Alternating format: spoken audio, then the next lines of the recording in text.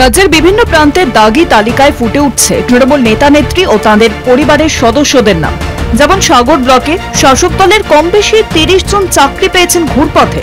সেই তালিকায় নাম রয়েছে ধাবলাটের প্রাক্তন বুথ সভাপতি বিভাস মণ্ডল, নরহরিপুরের প্রাক্তন পঞ্চায়েত সদস্য গদাধর বেরার পুত্রবধূ পম্পা ভূঁইয়া, কমলপুর কৃষি সমবায় সমিতির সভাপতি সত্যেন জানার ছেলে বিশ্বনাথ ও পুত্রবধূ সুষমা দাসের।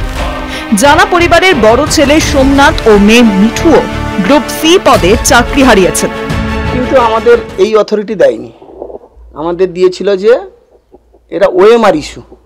কিন্তু সরকার তারপর আমরা কিছু ২-১ বছর চাকরি করার পর যখন প্যানেল থেকে বাদ দিল, তারপর দেখলাম ঠিক ৬ মাস তখনও দেয়নি। কিন্তু ওই রিসেন্ট যেটা পরীক্ষা দেওয়ার ৭ দিন আগে আমাদের টেন্ডেড বলে এসএসসি আমাদের বলল। তৃণমূল মানে প্রতিষ্ঠিত চোর, এটা সর্বজন গৃহীত। সুপ্রিম কোর্ট থেকে হাইকোর্ট থেকে সর্বত্র এই জায়গাটা সবাই জেনে গেছে তৃণমূল মানে চোর। আর সাগরে আমি যতদূর জানি ৩০ থেকে ৪০ জন সব দাগি, আর তারা সব শাসক দলের অনুগামী। একই ছবি চন্দ্রকোনাতেও ঘুরপথে চাকরি পাওয়া তৃণমূল লোকজনের নাম প্রকাশ্যে আসতে গুঞ্জন শাসক শিবিরে। দাগি তালিকায় নাম রয়েছে রামজীবনপুর পুরসভার প্রাক্তন তৃণমূল ভাইস চেয়ারম্যান সুজিত পাঁজার মেয়ে প্রিয়াঙ্কা। শিক্ষকতা করতেন হুগলির গোঘাটের তারাহাট শারদাময়ী স্কুলে। এসএসসি তালিকা নিয়ে গুঞ্জন তমলুকেও। নিয়োগ দুর্নীতি মামলায় যিনি ঢাক সহ ঢাকি বিসর্জনের ডাক দিয়েছিলেন সেই অবসরপ্রাপ্ত বিচারপতি তথা তমলুকের সাংসদ অভিজিৎ গঙ্গোপাধ্যায়ের ইলেকশন এজেন্ট দীপক দেবশর্মার স্ত্রী শ্রাবন্তী বন্দ্যোপাধ্যায়ের নাম রয়েছে তালিকায়।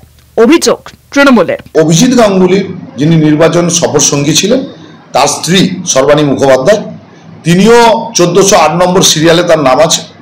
আবার 2020 সালের পর 2021 সালের বিধানসভা নির্বাচনের আগে আমাদের ময়না ব্লকের উপপ্রধান, গাজিনা গ্রাম পঞ্চায়েতের উপপ্রধান এবং মণ্ডলের সহসভাপতি, তিনি শুভেন্দু অধিকারীর হাত ধরে ভারতীয় জনতা পার্টিতে যোগদান করেছেন। কয়েকদিন আগে যে তালিকা বেরিয়েছে সেই তালিকাতে দেখলাম তমলুক লোকসভার যিনি প্রার্থী, জয়ী প্রার্থী সাংসদ অভিজিৎ গাঙ্গুলির তার নিজের ইলেকশন এজেন্টের স্ত্রীর নাম এই তালিকাতে আছে। তো এই জায়গায় আমাদের স্বাভাবিক প্রশ্ন যে বিজেপির মুখ আর মুখোশ সম্পূর্ণ আলাদা। এরা মুখে বাবাকে কথা বলছেন, তাদেরই লোকজন এই চাকরির দুর্নীতির সঙ্গে যুক্ত আছেন। অভিজিৎ গাঙ্গুলি জানা সত্ত্বেও গত লোকসভা নির্বাচনে আমরা দেখেছি বিভিন্ন জায়গায়। দীপকের বক্তব্য, গোড়ায় তিনি তৃণমূল করতেন, ভোটের আগে বিজেপিতে যোগ দিলেও বর্তমানে কোনো দলের সঙ্গে যুক্ত নন। আমি দীর্ঘদিন তৃণমূল কংগ্রেস করতাম, আমার বাড়ি কংগ্রেসে করতাম। তো যাই হোক, কিছুদিনের জন্য আমি বিজেপিতে ছিলাম। একই সঙ্গে তৃণমূলের সমস্ত অভিযোগ অস্বীকার করেছে বিজেপিও। দেখুন, এটা চোরের দল যাদের মুখ দিয়ে সবসময় মিথ্যাচার বেড়ায়। আজকে আমি আপনাদের মাধ্যমে বার্তা দিতে চাই এই চোরদেরকে। প্রমাণ আছে কে এই দীপক দেবশর্মা। অভিজিৎ বাবুর মতো একজন মহান মানুষের সঙ্গে জুড়ে দেওয়া হচ্ছে। অভিজিৎ বাবুর 2024-এর ইলেকশন এজেন্ট কে? আমাদের তমলুক বিধানসভার প্রাক্তন এমএলএ, আমাদের রাজ্য নেতৃত্ব সম্মানীয় অ্যাডভোকেট অশোক দিন্দা মহাশয়। কোথায় কে দীপক দেবশর্মা? এসএসসি তালিকা নিয়ে তৃণমূল নানাভাবে বিজেপিকে নিশানা করলেও দাগি তালিকায় দলের একের পর এক নেতা ও পরিবারের নাম থাকায় স্বাভাবিকভাবে কিছুটা হলেও ব্যাকফুটে শাসক দল।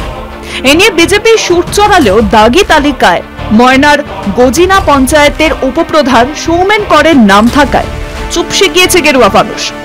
কলকাতা টিভি।